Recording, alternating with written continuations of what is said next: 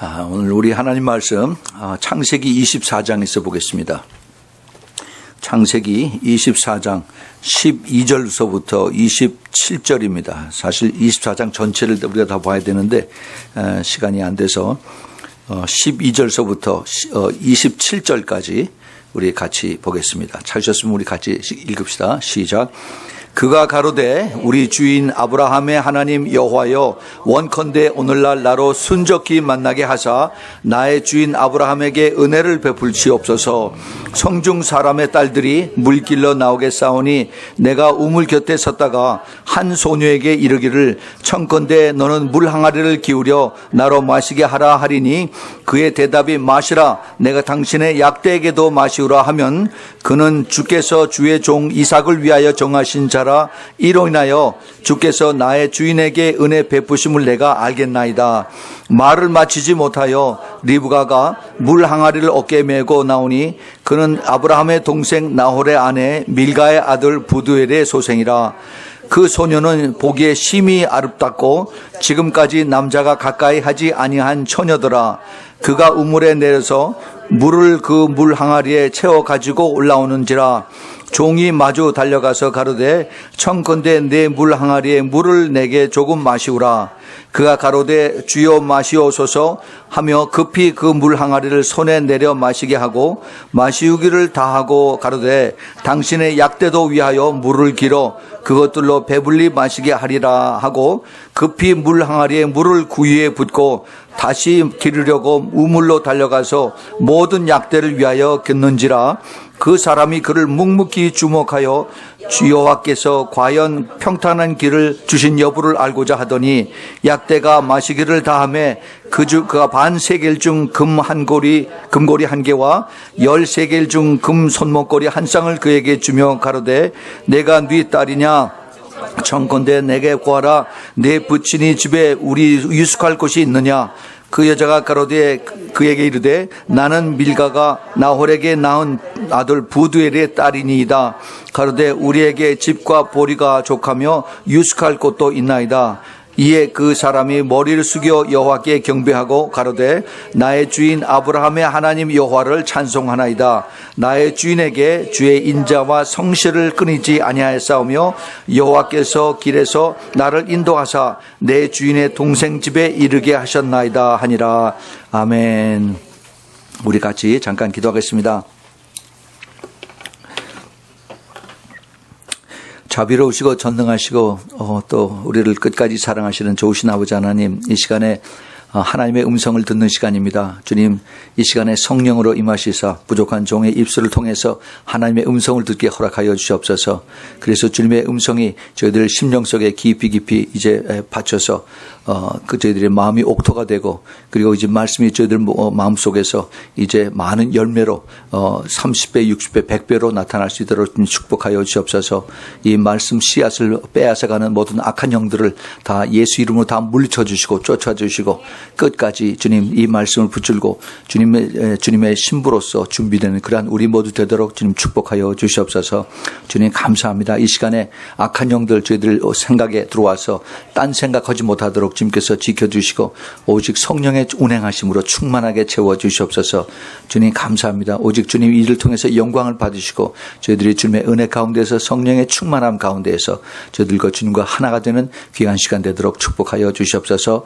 예수 그리스도 이름으로 간절히 기도합니다. 아멘. 아멘.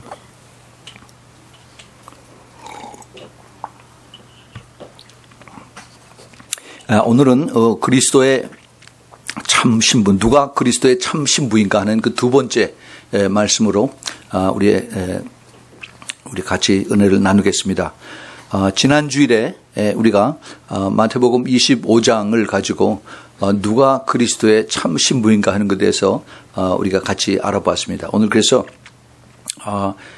거기에 더 추가해서 그래서 같이 이 리뷰를 하고 또 그다음에 좀 더 보탬이 되는 그런 말을 먼저 우리가 같이 나누고 그다음에 누가 그리스도의 참 신부인가 두 번째를 우리가 오늘 본문을 통해서 알아보겠습니다.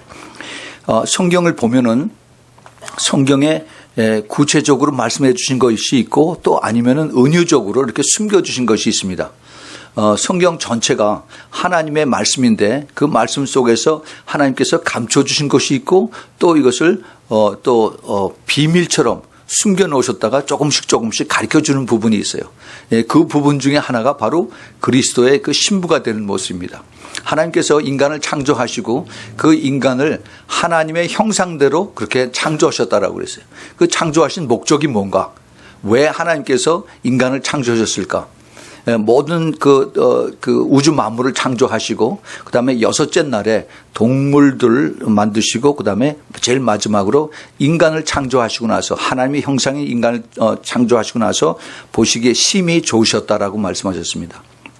그런데 왜 하나님께서 인간을 창조하셨는가 하는 그 목적에 대해서는 그 성경의 창세기에서 자세하게 말씀을 안 하셨어요. 그래서 하나님께서 우리를 그냥 창조하셨나 보다 라고 이렇게 우리가 생각을 하고 있죠. 그런데 우리가 이 성경을 전체를 쭉 보면은 그러면 하나님께서 우리 인간을 창조하시고 나서 그 인간과의 하나님과의 관계가 어떻게 되는가 하는 것을 우리가 깨달을 수가 있습니다. 인간들보다도 훨씬 예쁘게 생기고 잘생기고 한 것이 천사예요. 천사. 그렇죠? 천사를 봤다는 사람들이 아주 천사들은 너무나 참 아주 완전하게 생긴 그런 그 영물이라고 얘기를 합니다. 그런데 왜 하나님의 천사를 만들어서 천사를로 하여금 하나님과 가까운 그러한 그 사람들이 되게 하지 않고 왜 인간을 만들어서 인간의 얼굴들이 다 다르죠. 색깔이 다르고 그런데 왜 하나님이 인간을 통해서 하나님께서 무엇을 계획하고 계신가. 근데 궁극적인 하나님께서 인간을 통해서 하시고자 하는 그 목적을 우리가 성경을 통해서 잘 알아야 됩니다. 성경에 보면은 사도 요한이 예수님과 제일 가까웠죠. 그렇죠? 예수님의 사랑을 제일 많이 받고 그리고 예수님과 제일 가까웠어요. 그래서 예수님의 그 마음을 품고 제일 마지막에 요한 1, 2, 3서를 쭉 쓰면서 예수님의 사랑에 대해서 많이 전합니다. 근데 그 사랑을 전할 때 그 사도 요한이 뭐라고 얘기를 하냐면은 요한일서 3장에서 요한일서 1장 3절에서 우리가 보고 들은 바를 너희에게 전하면 우리로 너희와 사귐이 있게 하니라. 사귐이라고 했어요. 이게 사귐이 좀 우리말로는 저 옛날 얘기인데 펠로십이에요. 펠로십. 이렇게 같이 나누는 겁니다. 프렌드십, 펠로십. 우리의 사귐은 우리의 펠로십은 아버지와 그 아들 예수 그리스도와 함께 함이라고 했어요. 그래서 우리하고 같이 하나님하고 다시 펠로십을 하는 친하게 지내는 이거를 주님께서 원하신다는 것이에요. 그 펠로십이라는 것은 우리들이 인간들과 그 사이에서 서로 친구로 뭐 만나고 같이 커피 마시고 점심 먹고 때로는 안 믿는 사람들은 술 마시고 하는 이러한 사귐이 아니라 아가페의 사랑을 나누는 그러한 사귐이 된 겁니다. 아가페 아시죠, 여러분? 사랑의 종류가 굉장히 높은 차원의 그 unconditional 아무 조건 없이 주는 그런 하나님의 사랑이 있고, 그 다음에 그 필리오 사랑이라는 친구들 간에 또는 부모 자식 간의 사랑이 있고, 그 다음에 에로스 그 사랑이 있어요. 남녀 간의 사랑이 있고. 그런데 우리가 그 아가페 사랑은 거의 느끼질 못합니다. 정말 성령이 충만했을 때 하나님의 사랑을 조금 느끼고 내가 그것에 대한 반응을 하는 것이 그 아가페의 사랑에 가장 가까워요.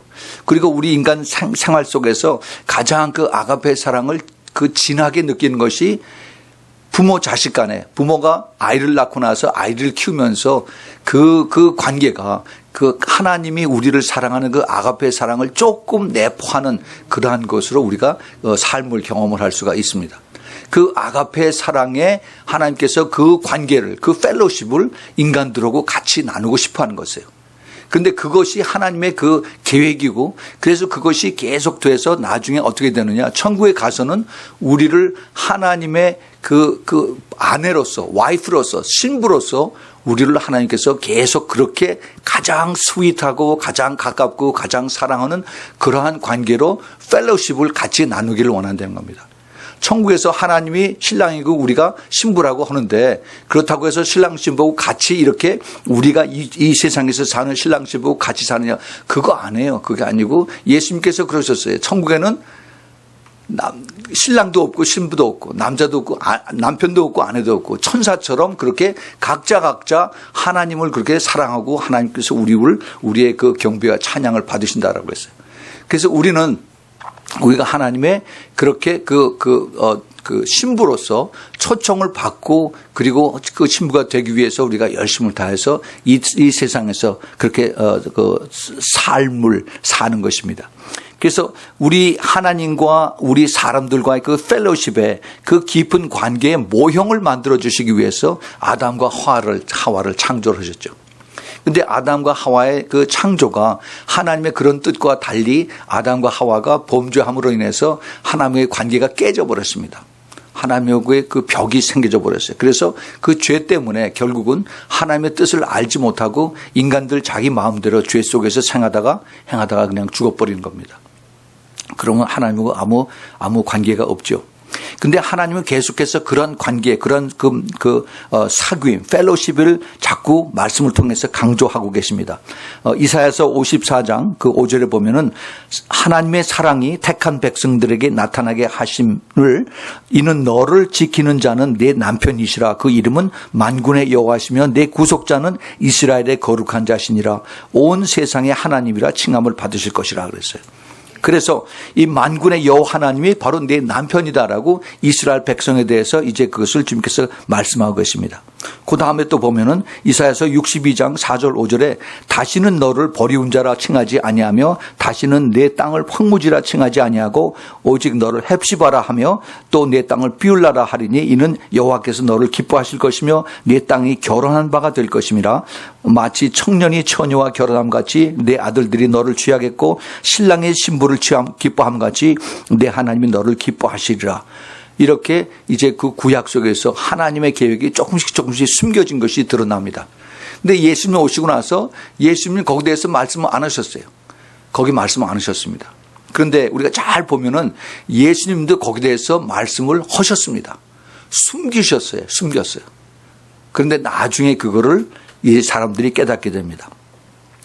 마태복음 9장 15절에 예수께서 저희들에게 이르시되 혼인집 손님들이 신랑과 함께 있을 동안에 슬퍼할 수 있느냐 그러나 신랑을 빼앗길 날이 이르리니 그때는 금식할 것이라 라고 그랬습니다.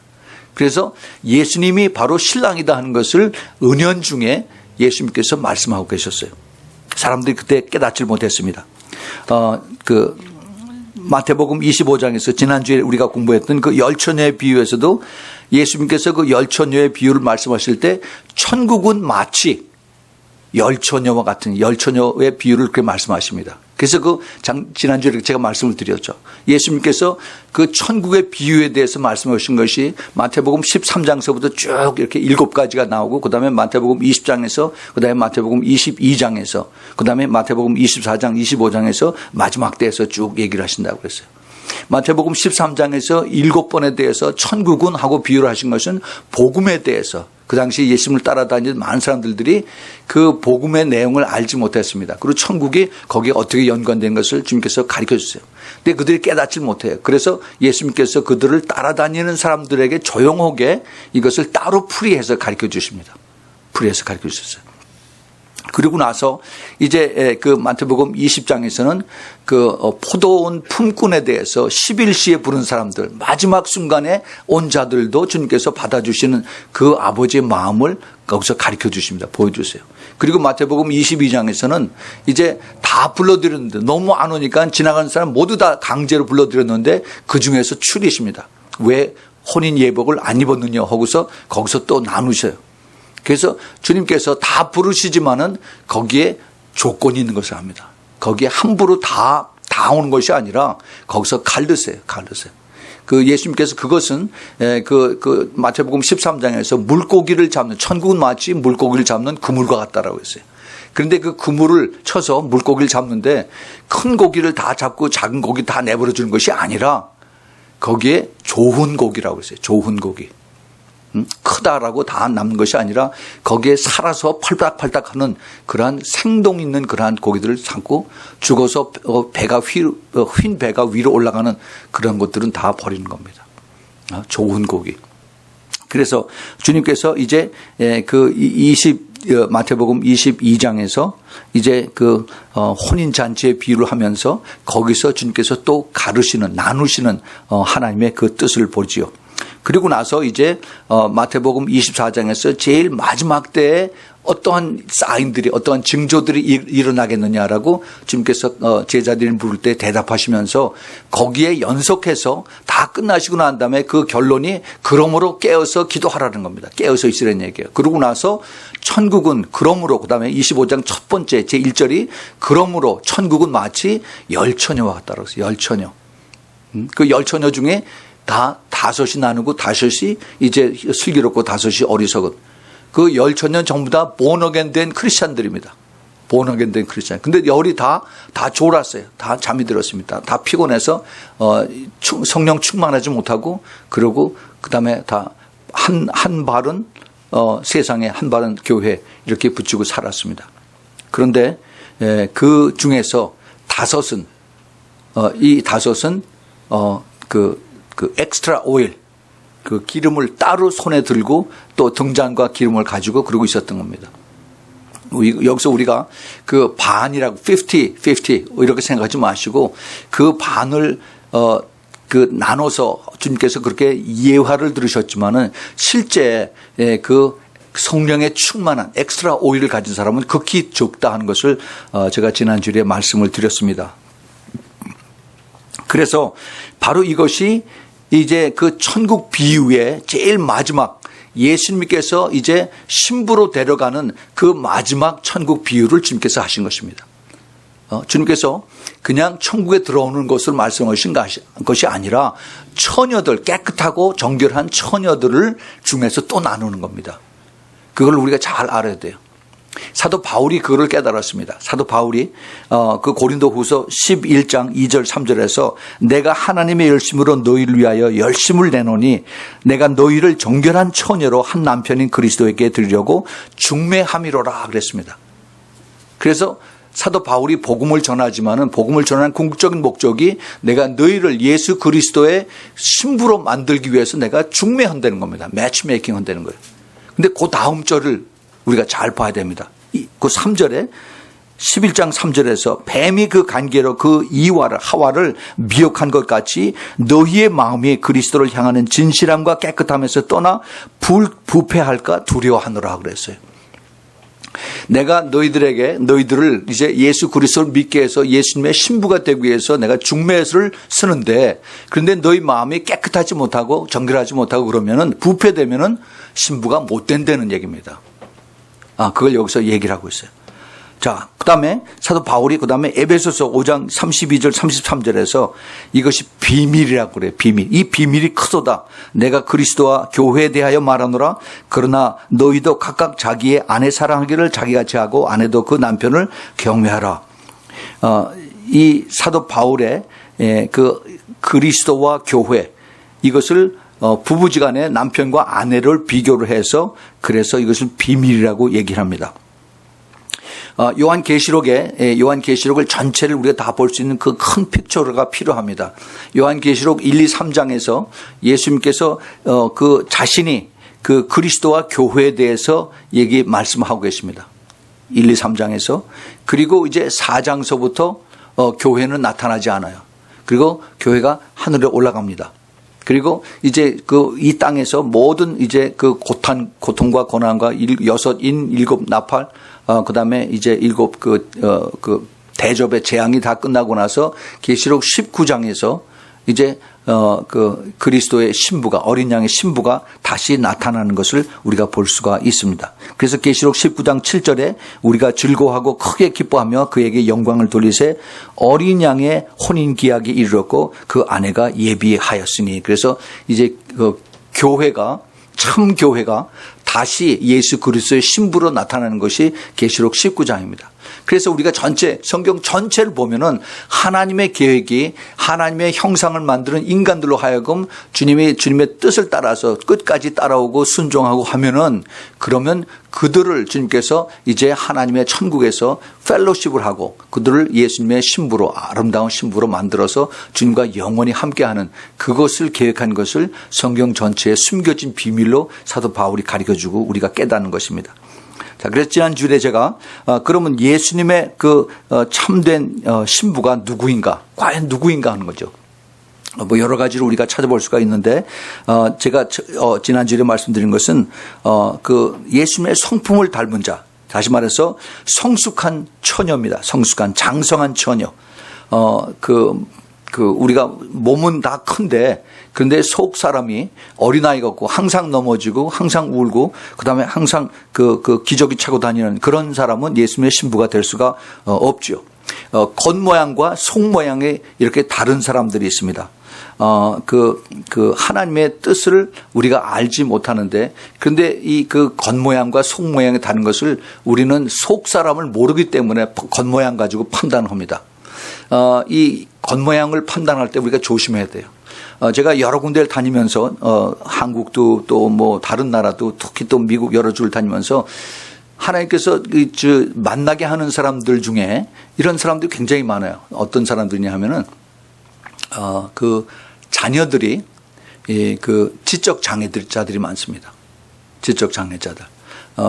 발달 장애자라도 하고 또 지적인 그런 전응 이런 것을 이제 참 힘들어하는 그러한 부모들을 많이 만납니다. 하나님께서 왜 그러한 아이를 태어나게 하셔서 그래서 고생스럽게 그렇게 할까? 라고 많이 사람들이 물어보겠죠. 더군다나 그런 당사자된 부모들은 얼마나 마음이 아프겠습니까? 참 힘들어해요. 그런데 요한복음 19장에 보면은 그 제자들이 예수님에게 그런 것을 물어보죠. 장님이 날 때부터 장님 된 사람이 왜 그렇습니까? 저 사람이 전생에 죄를 많이 져서 그렇습니까? 아니면 자기 부모가 죄를 많이 져서 그렇게 된 겁니까? 그렇게 물어봤을 때 예수님께서 그것은 하나님의 뜻을 나타내기 위한 것이라고 주님께서 말씀하셨어요. 장님이 된 것이 하나님의 뜻이란 겁니다.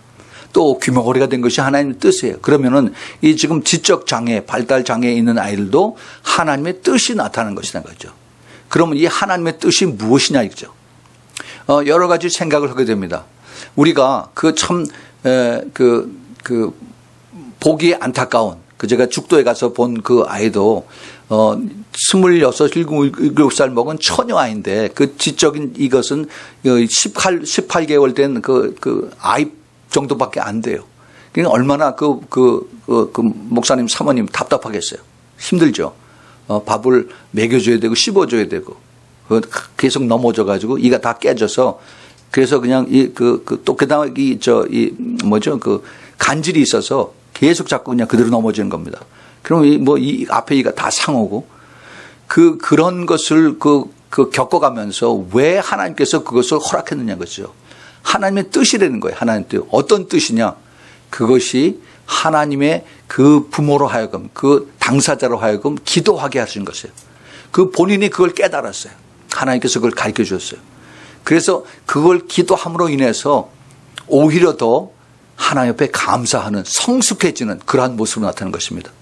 근데 우리가 이것을 잘 보면요, 발달 장애, 지적 장애 있는 아이들은 사실 성숙한, 건전한 우리보다도 훨씬 더 영적으로는 깨끗합니다. 그거 아셔야 돼요. 그들은 어린아이 같기 때문에 아주 솔직하고 아주 순진해요. 우리처럼 뒤돌아서서 딴 말하고 뒤돌아서서 칼대로 찌르는 이런 거 안 합니다. 하나님 앞에 그만큼 죄를 덜 져요. 우리가 하나님 앞에 섰을 때 그들은 그냥 발달 장애로 서지 않습니다. 하나님 앞에 섰을 때 나중에 천국 가서는 온전하게 그렇게 서요. 그럴 때는 우리보다도 훨씬 더 영적으로 높은 자리에 있는 것을 우리가 알아야 됩니다. 여러분, 우리가 그걸 알아야 돼요.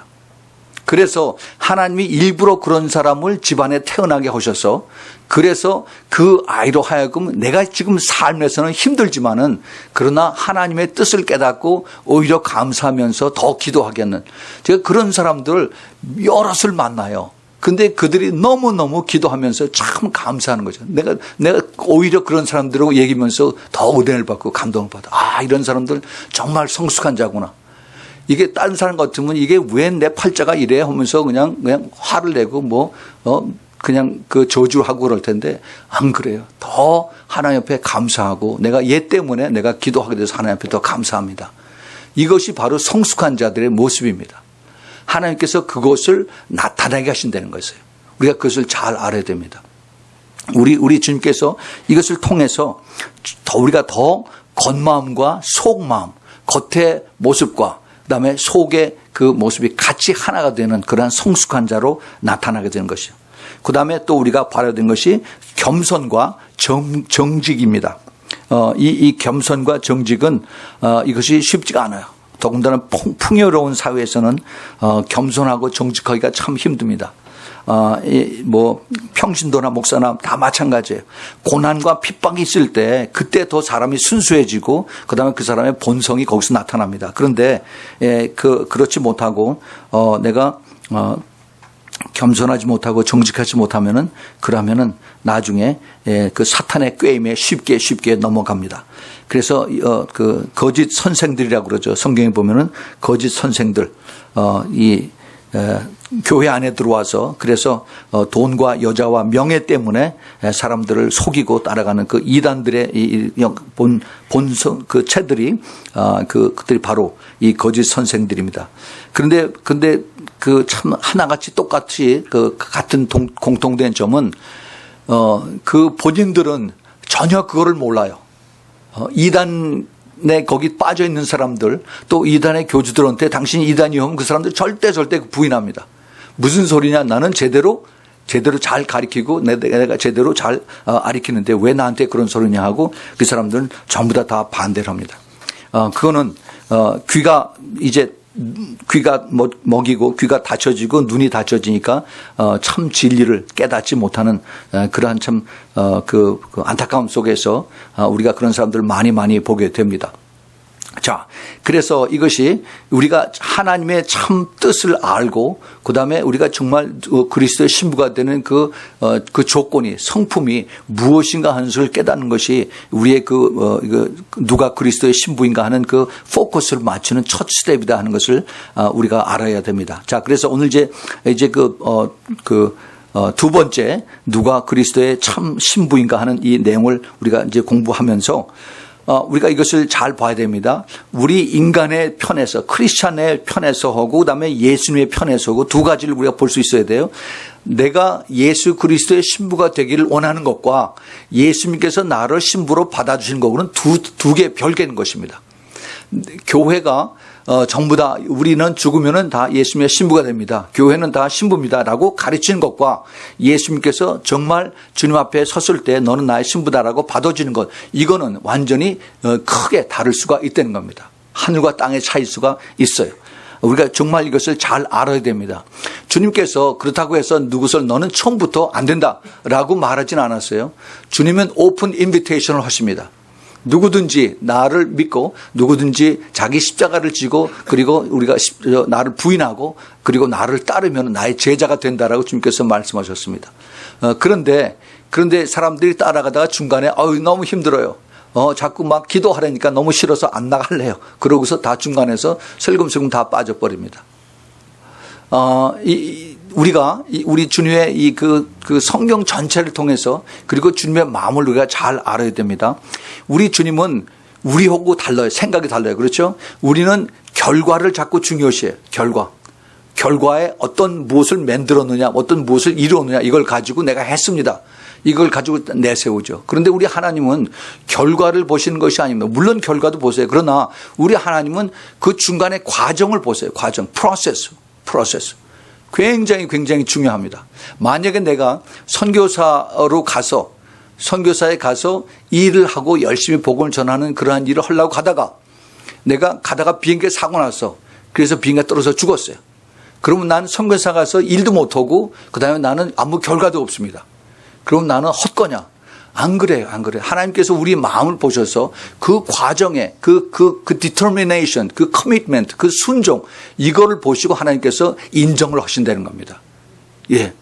그래서 우리는 자꾸 결과를 자꾸 포커스를 해서 이 세상이 원하는 것이 그거기 때문에 당신이 그렇게 실력이 때문에 그걸 보여주시오 라고 해서 우리는 자꾸 그것을 요구를 하죠. 우리는 거기에 너무 이렇게 익숙해져 있기 때문에 결과를 자꾸 중요시하는데 우리 주님은 그것이 아니라 처음에 내가 너한테 요구하는 대로 명하는 대로 내가 순종하고 그러고 나를 따라오느냐, 그 순종이 매일매일의 순종으로 따라오느냐, 이것을 주님께서 보신다는 겁니다. 그것이 너무너무 중요해요. 우리가 그걸 잊어버리면 안 됩니다. 그래서 이것을 우리가 성경에서 얘기하기를 소위 성화된다라고 그러죠. sanctification.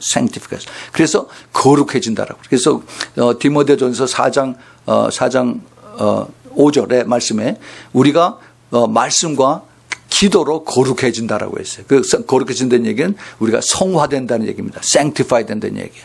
우리가 말씀을 많이 읽고 그만큼 기도를 해야 돼요. 그 기도를 하면은 그 기도를 함으로 인해서 내가 내 힘으로 하는 것이 아니라 성령님이 나를 도와줘서 내가 말씀에 순종하도록, 그래서 내가 변화되도록 성령께서 나를 도와주시는 거예요. 그래서 이것이 내가 변화되는 겁니다. 그걸 잘 알아야 돼요. 말씀과 기도가 같이 가야 됩니다. 우리 주님께서 많은 것을 우리에게 가르쳐 주는데 많은 사람들이 지식으로만 가지고 가다가 중간에 너무 힘들어 하면서 도중에 하차해요. 난 그렇게, 난 못해 하면서 중간에 포기합니다. 이 포기하는 사람들 성경에서 뭐라고 얘기하냐면 네가 성령으로 시작을 해서 네가 육체로 마치겠느냐. 그래요. 이거 굉장히 무서운 얘기입니다. 잘 따라왔었는데 그 다음에 나는 힘들다고 그 다음에 도중 하차버려요. 그 사도 바울이 성경에서 얘기합니다. 그 데마라고 하는 그 사도 바울을 따르는 제자가 있었어요. 그런데 너무 힘들다고 그래서 그런지 중간에 그냥 세상으로 돌아가 버렸어요. 그래서 사도 바울이 그러죠. 데마는 세상으로 다시 돌아갔다라고 그래요. 굉장히 참 씁쓸한 얘기입니다. 그런 사람들 많이 있어요.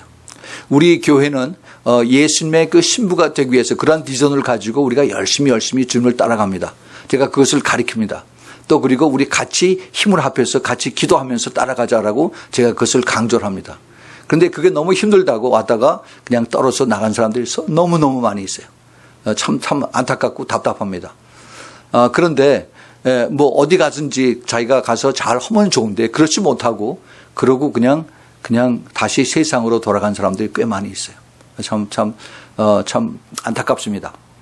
자, 그래서 우리가 이러한 그 주님의 마음을 잘 알고 우리가 매 순간순간 주님을 바라보고 의지하고 또 성령님의 도움을 받아서 나아갈 때 그때 주님께서 우리를 보고 계시는 것입니다. 제가 이거에 대해서 좀 더 자세하게 말씀을 드리겠습니다. 자, 오늘 다시 이제 그 본문으로 봅시다. 창세기 24장. 거기 보면은 이제 그 창세기 24장은 아브라함이 늙어서 자기 부인이 다 죽었습니다. 그래서 굉장히 외로웠어요. 그래서 이제 그 나이 먹은 아들 이삭을 결혼을 시켜야겠다라고 해서 그 아들을 결혼시키는 것을 자기의 늙은 종, 그 엘리에셀이라고 하는 늙은 종을 이제 심부름을 시켜서 그냥 이 주위에서 여자 하나 고르는 것이 아니라 옛날 내가 살던 그 친족 중에서 그래서 여자를 하나 고르라라고 그래서 이제 그 엘리에셀 늙은 종에게 그 앞에 보면은 10절에 낙타 캐멜에 열필. 캐멜에 짐을 많이 싣습니다. 캐멜에 짐을 잔뜩 실었어요. 근데 왜 짐을 많이 싣느냐? 이스라엘 땅에서 그 다음에 이들이 그들의 살던 거가 메소포타미아라고 해서 보면 나오죠. 메소포타미아, 24장, 어디에 나오냐면은, 10절에, 이의 종이 그 주인의 약대 중 열필을 취하고 떠나는데 그중 곧 그 주인이 모든 좋은 것을 가지고 떠나 메소포타미아로 가서 나홀의 성에 이르나. 그러니까 그 낙태에게 많은 좋은 것을 이제 이삭 아들의 신부될 사람을 만나면은 그 신부뿐만이 아니라 그 가족들에게도 예물을 다 드릴 이것을 다 싸가지고 그 당시에 풍습이죠. 옛날 한국에도 그랬었어요. 지금도 아마 그런지 모르겠는데. 그래서 그 부모에게 형제들에게 줄 이런 그 예단과 그다음에 그 보석과 이런 것들을 싸가지고 가고 또 내가 먼 길을 가니까 음식도 가져가야 되죠. 그래서 낙타 10마리에다가 짐을 잔뜩 실어가지고 그러고 이제 떠납니다. 메소포타미아가 얼마나 되느냐 하면은 우리 미국에 사는 이 거리로 따지면 대개 한 500마일, 600마일 됩니다. 멀죠. 걸어서 갑니다. 걸어서. 500마일, 600마일이면은 어디냐 하면은 여기서 샌프란시스코까지가 한 400마일 되니까 거기서부터 저 꼭대기 레딩, 캘리포니아 끝에까지 아마 그 캘리포니아 오레곤 그 보더라인 정도 좀 가는 것 같아요. 굉장히 멉니다. 그걸 아마 뭐 한 달 이상 걸어서 아마 갔겠죠. 낙타는 천천히 걸으니까. 그래서 이제 갔습니다. 그 내용을 여기서 적은 거예요. 그래서 이제 그 무명의 종입니다. 여기서는 이름을 안 나왔는데 원래는 그 엘리에셀이라고 그 앞에 나와요. 그래서 엘리에셀과 그 다음에 그 리브가가 만나는 그 장면이 오늘 우리가 읽었던 본문입니다. 우리가 성경 공부를 통해서 잘 알지만 이 늙은 종 엘리에셀은 바로 성령을 우리가 여기서 그 모델로 볼 수가 있죠. 그리고 리브가는 바로 이제 신부, 이삭의 부인 되는 신부 되는 것을 우리가 볼 수가 있습니다. 그래서 이제 신부를 찾기 위해서 아브라함의 늙은 종 엘리에셀이 이제 막 낙타 10마리를 데리고 이제 그 광야 사막을 이제 갑니다. 그래서 이제 그 신부를 찾으러 먼 길을 순종하고 떠나는 그 충성된 그 누구의 모습이에요? 성령님의 모습입니다. 이 땅에 참 죄 많은 인간들 중에서 이제 하나님의 그 뜻을 알고 예수 그리스도가 이 땅에서 죽으시고 이 땅에서 이제 다시 부활하시고 승천하셔서 예수님의 그 신부가 되는 그러한 우리들을 찾으시려고 성령께서 지금 우리들을 찾아서 돌아다니시는 이것을 여기서 우리가 볼 수 있어야만 됩니다. 예수 그리스도가 예수님은 다시 오세요. 이제 나중에 이제 때가 돼서 우리를 데리러 오십니다. 그런데 그 전에 우리를 찾으시고 준비시고 믿음을 주시고 그리고 우리에게 그 신부로서 이것을 준비케 하시는 그렇게 하시는 것이 바로 이제 늙은 종 엘리에셀의 역할을 하는 바로 성령 하나님이라는 것을 여러분 꼭 마음에 두시길 바랍니다. 예, 이것은 이 성령 하나님께서 우리에게 이것을 이제 오늘 그 모델을 통해서 여기 가르쳐 주십니다. 이 리브가 부두엘의 딸이라고 하고 그다음에 라반의 여동생인데 바로 그 신부의 모습이죠. 오늘 거기 보면은 16절 봅시다. 16절에 그 소녀는 보기에 심히 아리따고 지금까지 남자가 가까이 하지 아니한 처녀더라 그랬습니다. 정말 너무 아름다운데 겉과 속이 다 아름다운 처녀다 그랬어요. 겉이 심히 아름답고 그다음에 몸이 깨끗한 그러한 처녀입니다. 그런데 여기서 우리가 pay attention 해야 될 것이 리브가는 신랑의 이름도 몰라요. 그렇죠? 얼굴도 보지 못했습니다. 그런데 단지 그 늙은 종에게 순종함으로 이제 이거 전체를 보면은 그런 이제 그 리브가가 그 엘리에셀을 따라가는 그런 내용이 나옵니다. 자, 우리가 지금 우리 그 컬처에서 보면은 말도 안 되는 얘기죠. 어떻게 결혼을 하는데 멀리서 누가 신부로 와서 자기 주인의 아들이 결혼을 한다고 그래서 와서 자기 부모한테 얘기해 놓고서 당신 딸을 주시오. 그러면 그 딸이 그냥 순순히 따라갈 사람이 있겠습니까? 참 우리 지금 현대 컬처에는 말도 안 되는 얘기인데 그런데 그 당시에는 그것이 그 시대의 하나의 컬처였지만 또 가장 중요한 것이 본인의 마음이었어요. 본인이. 예? 그것을 오늘 이제 제가 좀 이따 설명을 드리겠지만은 그 엘리에셀이 그 심부름을 와서 하나님 앞에 기도를 했죠. 내가 갈 때 이제 그 앞에 가서 내가 목이 마르고 또 낙타들도 목이 마를 텐데 누가 나에게 이제 그 물을 주는 그 처녀들이 이제 우물이 있는데 전부 다 물을 길어 나오는 사람들이 아마 처녀들인 것 같아요. 그 처녀들 중에 나오는데 누가 나에게 물을 주고 그뿐만이 아니라 이제 낙타에게도 물을 주는 그러한 처녀들이 있다면은 그것은 내가 하나님이 예정하신 사람이라고 그렇게 생각을 하겠습니다라고 기도를 했어요. 근데 기도를 끝나자마자 어떤 처녀가 나타나서 똑같이 옵니다.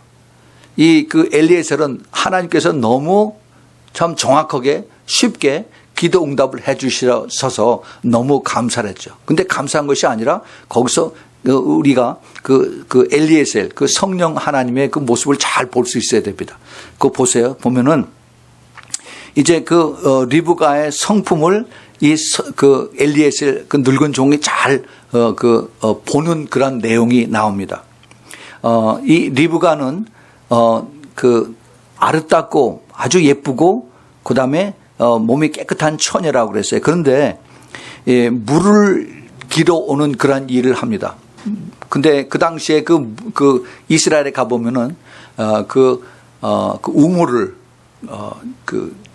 요셉의 우물, 야곱의 우물 하는 것들 가보면은 우리가 보통 생각하는 그런 우물이 아니에요. 그 사막에, 광야에다가 우물을 팠는데, 예, 한참 깊이 파야 됩니다. 그래서 그 우물을 길러 내려갈 때, 우물물을 길러 내려갈 때 그냥 평지에서 두레박으로 하는 것이 아니라 한참 밑으로 돌단을 싸가지고 밑으로 내려가서 거기에 이제 이걸 뚜껑을 제치고 그 다음에 이제 이걸 물을 거는 겁니다.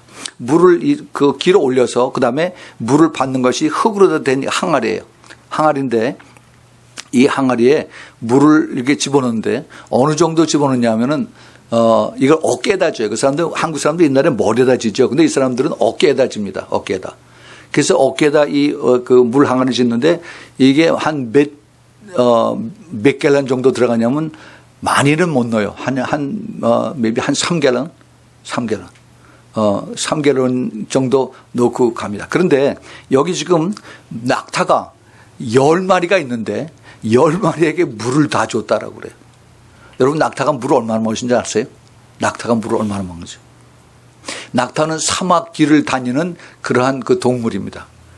사막을 3일 4일을 물 하나 보지 못하고 물 마시지 못하고 하는 그런 데를 낙타는 계속 걸어갑니다. 모래바람 엄청나게 불고. 낙타는 그렇게 지어졌어요. 근데 그 대신 한번 연못이 나와서 물이 있으면은 거기서 계속 물을 마셔요. 얼마를 마시냐 하면은 약 한 마리가 한 20가론을 마십니다. 20가론. 그 리터로 따지면은 거의 한 80, 90리터를 마셔요. 한 마리가. 그런데 이 한 마리가 지금 그렇게 많이 마시는데 이게 지금 10마리입니다. 10마리. 생각을 해보세요. 그러면 이게 그 20갈론씩 10갈론이면은 200갈론이에요. 200갈론. 그 여자가 가냘픈 여자가 어깨에다가 물 항아리 짊어지고 밑에 내려가서 그래서 이거를 다 담고 가서 올라가지고 와서 그다음에 구유가 있어요. 큰 통인데 물 마시는 동물들이 물 마시는 구에다 거기다 쏟아 놓습니다.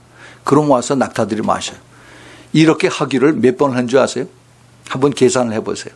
제가 계산을 해봤더니 적어도 한 70번을 오르락내리락했어요. 제일 밑에서부터 올라가가지고 거기는 광야입니다. 사막에 얼마나 더운지 몰라요. 거길 내려가서 그 처녀가 그냥 땀을 삘삘 흘리고 가서 물을 흘려가지고 가서 갖다 붓습니다. 아무리 늙은 종이지만은 내가 좀 힘드니까 도와줄게. 한마디 얘기도 안 해요. 누가 주위에서 그것을 도와주는 사람이 한 사람도 없습니다. 근데 오히려 그 다음에 보면은 내가 그 종이 묵묵히 지켜보고 있다라고 했어요. 이게 이해가 안 됩니다. 이해가 안 돼. 근데 이것을 우리가 잘 알아야 됩니다. 리브가는 참 겉으로 보기에도 아름답고 모습이 예쁘고 그랬을 뿐만 아니라 속 마음이 정말 아름다웠어요. 속 마음이. 지금 같으면은 내가 왜 이렇게 손해를 봐? 이 더운데 내가 미쳤어? 하고 물동어리 내 던지고 그러고서 안 해 하고서 그냥 아마 집으로 도망갔을 겁니다. 그런데 이 리브가는 안 그랬어요. 적어도 그 70번의 그 물 항아리를 밑에 내려갔다가 다시 이걸 짊어지고 올라오는 다리도 아프고 땀도 나고 하는 그런 것을 하면서 적어도 5시간 내지 6시간을 그렇게 했습니다. 그렇게 했어요. 그런데 그것을 계속 그 늙은 종 엘리에셀은 묵묵히 지켜보고 있었습니다. 내가 도와줄까 하는 얘기도 안 하고 그거 그만해라 하는 얘기도 안 하고 가만히 지켜보고 있었어요. 그리고 나서 다 끝나고 났더니 이제 그에게 뭐라고 그러냐면은 금고리 1개와 그다음에 금 손목고리 1쌍. 그 브레이슬렛이죠. 이거 조그만 거 하나씩 주고 그다음에 그냥 끝냅니다. 여기서 우리가 그 리브가의 마음을 잘 캐치하시길 바랍니다. 이 리브가는 정말 순수한 마음으로 어떤 대가를 바라고 그걸 선 것이 아니었어요. 정말 참 멀리서 땀을 흘리고 그다음에 힘들게 늙은 그 종이 온 것을 너무 불쌍히 여겨서 그래서 그를 도와주고 싶은 마음에 먼저 엘리에셀에게 물을 마시게 하고 나서 그다음에 당신 여기 앉아서 쉬십시오. 내가 이 낙타들에게 물을 먹이겠습니다라고 가서 물을 자기는 힘들지만 가서 열심히 보다가 그걸 구유에다가 부어서 이 낙타들을 다 마시게 한 겁니다.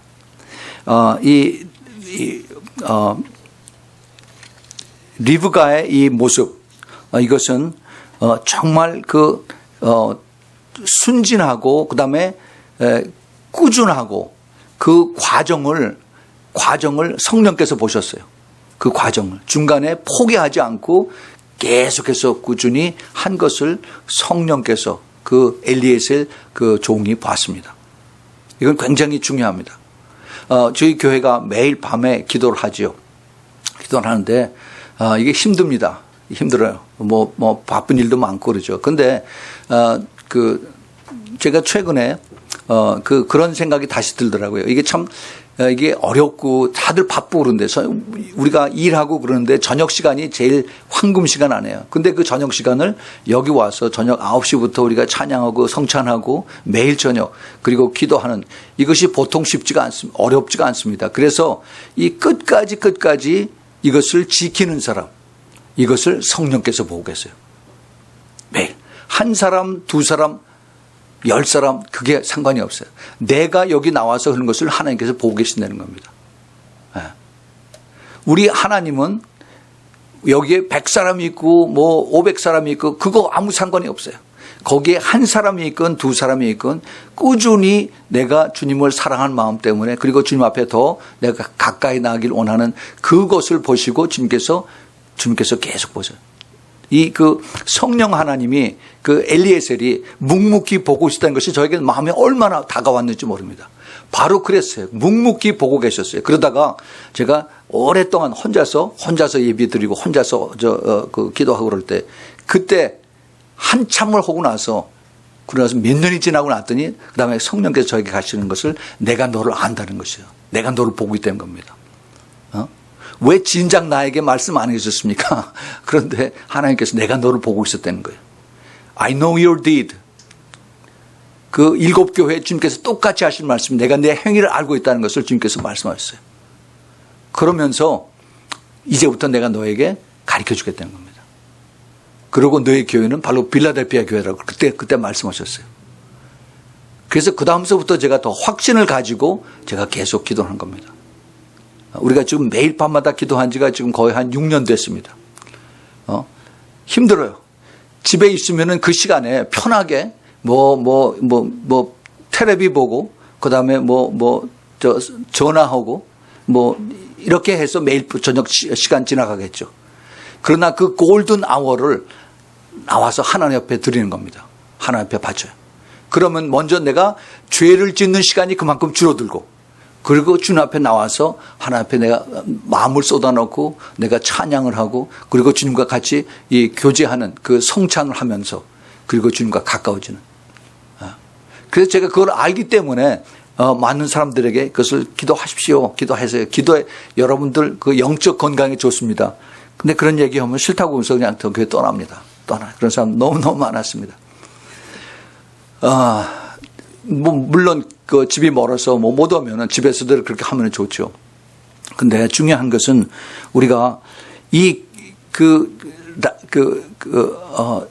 리브가의 마음을 하나님께서 보시고 앞으로 큰 계획이 있는데 그 계획에 합당한가 아닌가를 이제 엘리에셀을 통해서 가르쳐 주신 것입니다. 그 다음에 보면은 그 50절 51절에 라반과 부두엘이 대답하여 가로되 이 일이 여호와께로 말미암았으니 우리는 가부로 말할 수 없느니라. 그 다음에 리브가가 그대 앞에 있으니 데리고 가서 여호와의 명대로 그를 그대의 주인의 아들의 아내가 되게 하라 합니다. 이게 그 앞에 무슨 얘기가 나오냐면은 이제 엘리에셀이 그 종이 리브가의 안내로 자기 아버지 부두엘과 그다음에 자기 오빠 라반을 만나서 자기가 어떻게 여기 오게 된 그 내용을 쫙 다 얘기를 합니다. 그랬더니 이 사람들도 하나님을 아는 사람에 대해서 이건 하나님이 그렇게 하셨으니까 내 아내를 내 딸이고 내 여동생을 데려가라라고 그렇게 말씀하세요. 그 대신 그 다음에 이제 금방 이제 이게 우리가 알게 됐으니까 금방 데려가지 말고 적어도 열흘은 여기서 좀 쉬다가 당신도 쉬고 우리 내 여동생 내 딸도 여기서 마지막 가족들하고 좀 시간을 보내고 그러고 가게 하라고 그랬더니 아니라고 그래요. 성령께서 엘리에셀이 아닙니다. 나 자고 바로 그 다음날 떠나야 됩니다라고 했죠. 그래서 그렇게 강하게 요구했더니 리브가도 어떻게 할 거냐 하고 물어봤어요. 그랬더니 그 다음에 하는 얘기가 58절에 보면 리브가를 불러서 그에게 이르되 내가 이 사람과 함께 가려느냐 했더니 그가 대답하되 가겠나이다 그랬어요. I will go. I will go. 내가 우리 엄마, 우리 아빠, 우리 오빠 여기 있는데 열흘 한 달만 여기서 좀 쉬게 하다 갔으면 좋겠습니다 하는 것이 아니라 I will go right now. 우리가 이걸 잘 알아야 됩니다. 성령께서 우리에게 그 세미한 음성으로 가르쳐 주실 때가 있어요. 성령께서 우리에게 다가오실 때 그때 내가 그것을 무시하고 그리고 내 생각대로 하면은 내가 주님의 그 예비하신 것을 내가 놓칠 수가 있습니다. 그것을 내가 뭐라고 했어요? 그 과정이 중요하다라고 했죠. 그 과정을 내가 바로 오픈하고 내가 순종해서 그리고 따라가면은 주님께서 그 다음에 그 열매를 맺게 해주십니다. 내가 지식으로 신랑을 아는 것하고 그 다음에 마음의 그 삶 속에서 신랑을 아는 것하고는 하늘과 땅 차이입니다. 천국과 지옥의 차이 들 수가 있어요. 마음속에 내 삶 속에 진실된 예수님을 보지 못했지만은 그러나 끝까지 따라가는 이것이 바로 믿음입니다. 믿음. 에베소서 그다음 5장 25절에 남편들아 아내 사랑하기를 그리스도께서 교회를 사랑하시고 위하여 자신을 주신 같이 하라. 이는 곧 물로 씻어서 말씀으로 깨끗하게 하사 거룩하게 하시고 자기 앞에 있는 영광스러운 교회로 세우사 티나 주름 잡힌 것이나 이런 것들이 없이 거룩하고 흠이 없게 하려 하심이라. 이 바로 신부로서 준비되어야 되는 그 모습이 바로 주름 잡힌 것이나 티나 없이 거룩하고 흠 없게 이러한 모습이 바로 그리스도의 신부들의 성품이다 하는 겁니다. 완전한 성품. 어떻게 우리가 완전하게 이걸 가질 수가 있는가? 이 완전하다 하는 얘기가 사도 바울만 얘기하는 것이 아니라 구약에서 하나님의 사람들도 그렇게 얘기했어요. 모세들도 그렇게 얘기했습니다. 시편 19편 7절에 여호와의 율법은 완전하여 완전한 성품을 얘기하는데 그것을 바로 점없고 거룩하고 흠이 없는 이것을 히브리 말로 타밈이라고 합니다. 타밈, T-A-M-I-M, 타밈이라고 그러는데 이것이 바로 시편 19편 7절에 여호와의 율법은 완전하다고 그래요. 그래서 perfect하고 the whole 완전하다 한 거죠. 영혼을 소생시키고 여호와의 증거는 확실하며 우둔한 자로 지혜롭게 한다 그랬어요. 또 여호수아기 24장 14절에서 그러므로 이제는 여호와를 경외하며 이 성실도 똑같이 탐임이란 히브리 말을 씁니다. 여기서는 complete하고 그다음에 integrity 정직하다는 겁니다. 정직한. 그러면 진정으로 그를 섬길 것이니라. 너희 열조가 강 저편에서 애굽에서 섬기던 신을 제하고 버리면은 버리고 여호와만 섬기라라고 이제 여호수아가 이렇게 얘기를 합니다. 바로 성실되고 완전한 컴플리트하고 정직한 속이지 않는 이러한 이 성품을 주님께서 원하고 계시는 것입니다. 신약에 와서 사도 야고보서 1장 12절에서 내 형제들아 너희가 여러 가지 시험을 만나거든 온전하라라고 했어요. 온전히 기쁘게 여기라. 여기서 온전은 헬라 말로 파스라고 하는 단어를 씁니다. 머티오하고 퍼펙트하다. 성숙하고 완전하다는 겁니다. 예. 사도 베드로가 우리에게 이런 얘기를 했죠. 베드로서 전서 2장 9절에서 오직 너희는 택하신 족속이요 왕같은 제사장이요 거룩한 나라요 그의 소유된 백성이니 이는 너희를 어두운 데서 불러내어 그의 기이한 볕에 들어가게 하신 자의 이 아름다운 덕을 선전하게 하려 하심이라. 우리가 너무나 잘 아는 말씀입니다. 우리가 택하신 족속이요 왕같은 제사장이고 거룩한 나라고 그의 소유된 백성이라고 그랬어요. 우리가 하나님의 택함을 받은 정말 그리스도의 그 신부라고 한다면은 그냥 가만히 앉아서 택함을 받는 것이 아니라 우리가 해야 될 도리가 있다는 겁니다. 도리가 있어요. 그것이 우리의 그 책임이에요, 책임. 하나님의 우리를 부르시는 그러한, 택함, selection, elect. 그것이 있고, 그 다음에 거기에 그 responsibility, 그 duty, 또 그리고 condition이 따른다는 겁니다. 공짜로 그냥 가서 내가 가만히 있어서 사과나무 밑에서 입 벌리고 있으면 사과 떨어지는 이것이 신부가 되는 것이 절대 아니라는 것이죠. 그래서 하나님께서 성경을 통해서 아무리 이스라엘 백성들을 그렇게 택하고 그래도 하나님이 반드시 거기에 너희들이 내 말을 순종하면 것이 꼭 들어갑니다. 하나님께서 모세에게 출애굽기 19장 5절 6절에서 세계가 다 내게 속하였느니 너희가 내 말을 잘 듣고 내 언약을 지키면은 너희는 열국 중에서 내 소유가 되겠고 너희가 내게 대하여 제사장 나라가 되며 거룩한 백성이 되리라. 이는 이 말을 이스라엘 자손에게 고할지니라. 하나님께서 내가 너희를 택해서 온 세상 나라의 제사장 나라가 되게 되는데 그것이 그냥 되는 것이 아니라 너희들이 조건이 되는 겁니다. 그 조건이 뭐냐? 내 말을 지키고 그다음에 잘 언약을 지키고 행하라는 거죠. 이것이 하나님의 이스라엘 백성이 된 것이에요. 우리 하나님께서 우리를 은혜로 무조건 다 도와주고 한다라고 해서 은혜만을 강조해서 이것을 다 은근슬쩍 다 넘어가려고 하는 큰 잘못입니다. 우리가 거기에 대해서 물론 하나님의 은혜는 무조건적인 것이 있어요. 그러나 우리가 해야 되는 것이 있습니다. 우리가 구원받는 거하고 그다음에 예수님의 신부가 되는 거하고는 다른 차원이에요. 다른 차원. 우리가 이 땅에서 정말 하나님의 그 택한 백성으로서 하나님의 축복을 받는 거하고 그다음에 하늘나라에서 구원받는 거하고는 다른 거다는 거죠. 우리가 이 땅에서 하나님의 블레싱을 받으려면 하나님의 말씀에 순종을 하고 그리고 하나님의 뜻을 행하고 따라가는 겁니다.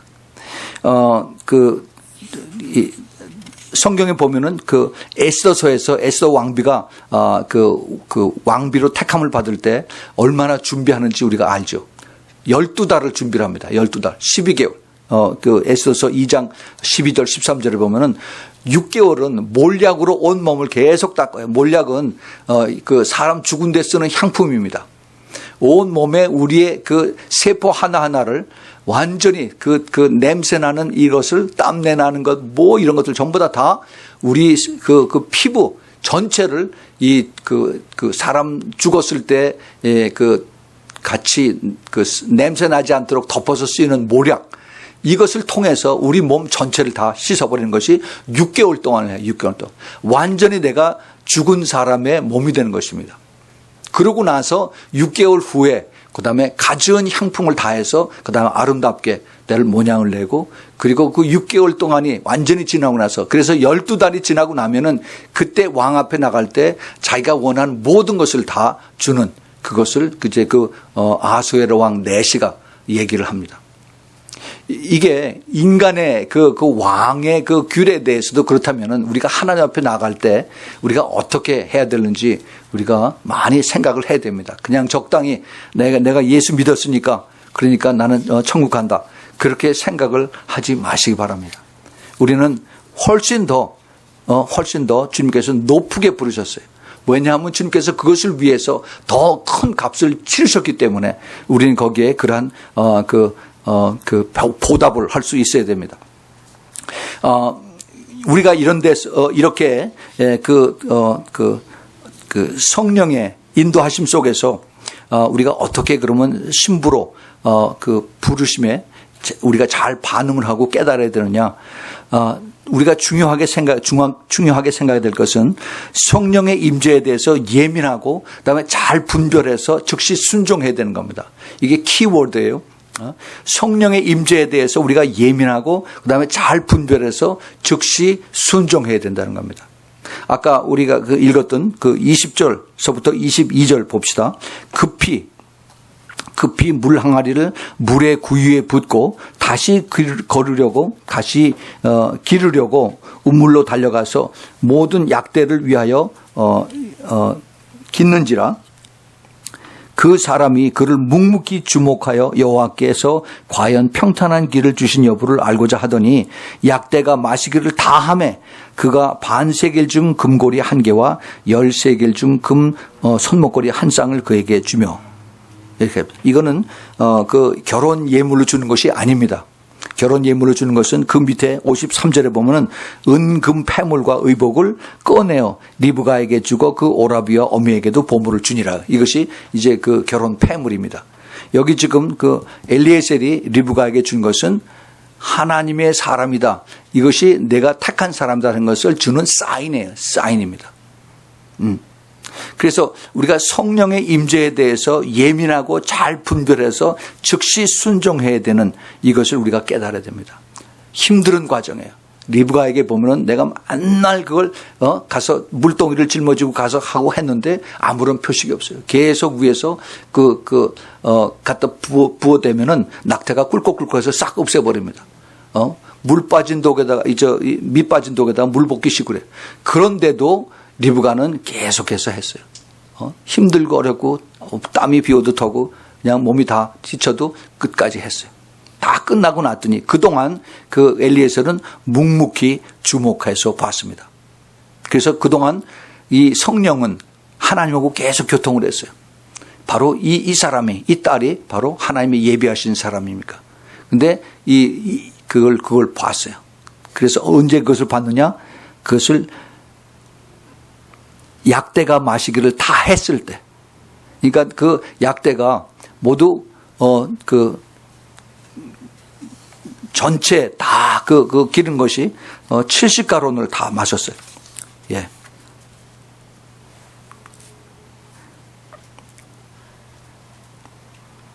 칠 70가론이 뭐예요? 그게 한 번 먹을 때 그것을 한 20가론이라고 했으니까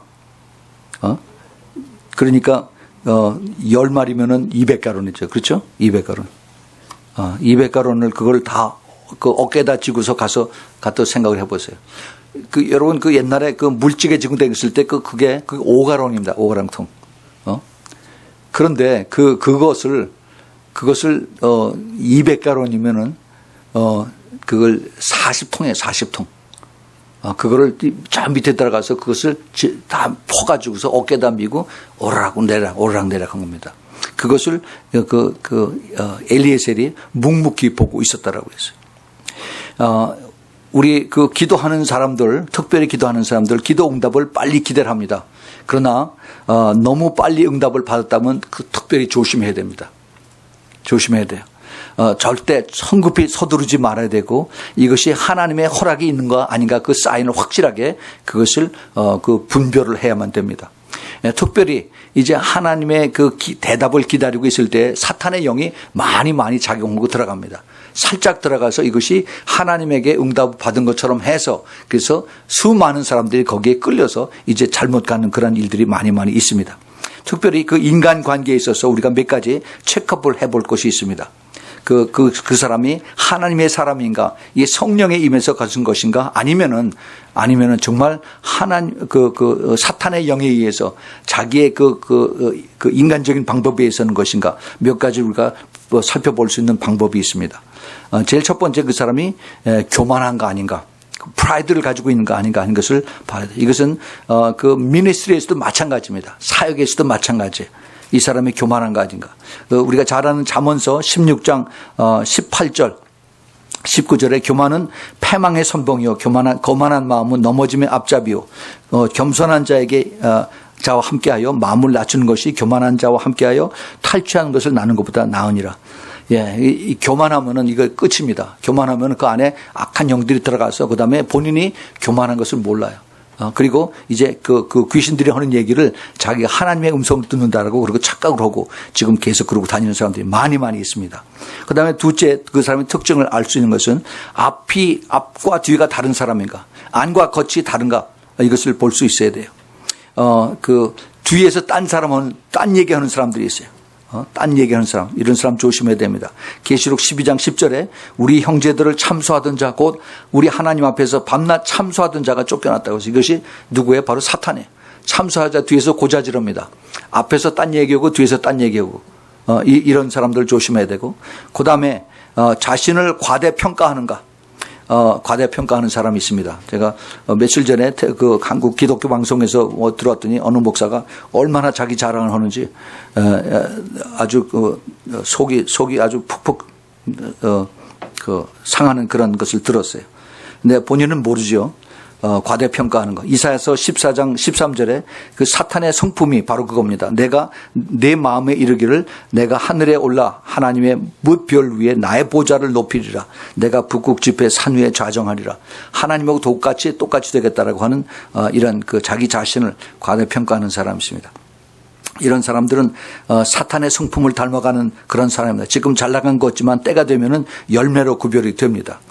마태복음 7장 16절에 그 열매로 그들을 알지니 가시나무에서 포도를 또는 엉겅퀴에서 무화과를 따겠느냐. 거짓 선자를 삼가라. 양의 옷을 입고 너에게 나오나 속에는 노략질하는 일인이라고 했어요. 이런 사람들 참 우리가 조심해야 됩니다. 진정한 죄를 회개하지 않으면은 분별이 되지 않습니다. 가장 중요한 것이 항상 제가 주장하는 것이 영분별인데 영분별을 하지 못해요. 왜냐하면은 내가 죄를 회개를 안 하기 때문에 회개 안 돼. 성령님의 도움을 받아야만 영분별이 되는데 그것이 죄를 회개하지 않으면은 그러면 영분별이 안 됩니다. 우리가 성령의 세미한 음성은 그것을 무시하지 않아야 되는데 때로는 그것이 나의 양심을 통해서 나타날 때도 있어요. 내 양심이 죽으면은 그러면은 이제 끝이 납니다. 내 양심이 화인 맞으면은 그러면은 성령님이 떠납니다. 그리고 계속 거짓말하고 다니면서 그리고 자기가 하나님의 음성을 듣는다라고 한 마지막 때 그런 사람들이 너무 많이 있습니다. 자, 그래서 이제 결론으로 여러분에게 다시 한번 이것을 조명해서 보면은 성령님과 그 신부의 관계, 이것을 우리가 그 리브가의 모습과 그 성품에서 우리가 볼 수가 있습니다. 심히 아름답고 남자를 가까이 하지 않는 그러한 처녀라고 했어요. 겉과 속이 깨끗한 그러한 처녀입니다. 그러나 그것뿐만이 아니라 성령님, 즉 하나님 말씀에 순종해서 끝까지 남이 안 보는 데서도 희생하면서 끝까지 따라옵니다. 이것을 성령께서 묵묵히 보고 계십니다. 리브가는 자기 부모에게 그 당시에 컬처에 있어서 자기 부모에게 허락을 받았어요. 이 부모가 10일을 지체하라고 그랬는데 성령께서 금방 가자고 그랬더니 내가 지금 곧 가겠습니다라고 따라갔어요. 그래서 리브가는 나중에 온 이스라엘의 어머니가 되었습니다. 우리 선택은 내가 어떻게 하느냐에 따라서 우리가 제대로 하나님의 음성을 듣고 그리스도의 신부가 되느냐, 아니면은 내 생각대로 내가 힘들고 어렵고 아니면 내가 계산해서 이것이 나에게 손해가 되니까 나 안 하겠다라고 해서 떠나갈 수가 있습니다. 여러분 똑바로 정신 차리십시오. 이 시대는 너무 악한 세력이, 너무 미혹의 세력이 우리 와서 우리에게 달콤한 소리로 얘기를 합니다. 우리가 이것을 분별할 수가 없어요. 분별할 수 있는 것은 오직 성령님의 도움을 받아야 됩니다. 그렇게 하기 위해서는 우리가 기도해야 돼요. 기도하지 않으면은, 그리고 내가 항상 회개하지 않으면은 이것을 분별할 길이 없습니다. 여러분들께서 정말 끝까지 깨끗한 심령으로 예수 그리스도의 꼭 신부가 되는 그러한 여러분들이 꼭 되길 부탁을 드립니다. 같이 기도합시다. 하나님 아버지, 우리 이 시대에 정말 주님의 그 아름다운 신부로 우리가 준비가 되는 그러한 말씀을 우리에게 주심을 감사합니다. 주님, 우리가 바라는 것과 주님께서 정말 내가 됐다 하고 인정해 준 것과는 너무나 차이가 다른 것을 우리가 압니다. 저희가 매일매일 주님 앞에 순종하면서 우리가 겉을 보는 것이 아니라 속 사람이 주님 앞에 매일 그 과정이 주님 보시기에 합당한, 주님 보시기에 기쁜, 그리고 주님 보시기에 깨끗하고 정결한 그러한 신부가 되는 우리 모두 되도록 주님 축복하여 주시옵소서. 이제는 우리 주 예수 그리스도의 그 한없는 은혜와 하나님 아버지의 그 끝없는 그 아가페의 사랑과 그리고 성령 하나님의 내주하심과 교통하심과 그 기름 부으심이 이제 그 과정을 예수 그리스도의 신부가 되기 위해서 남이 보지 않더라도 깨끗하고 정결하고 정직하게 살기를 기뻐하는 주님의 사랑하는 아미 성교의 성도들 머리 위에, 그 가정 위에, 또 머리서 이 메시지를 듣는 주님의 사랑하는 그 신부의 그 가정과 머리 위에 지금부터 영원까지 함께 있기를 예수 그리스도의 이름으로 축원합니다. 아멘.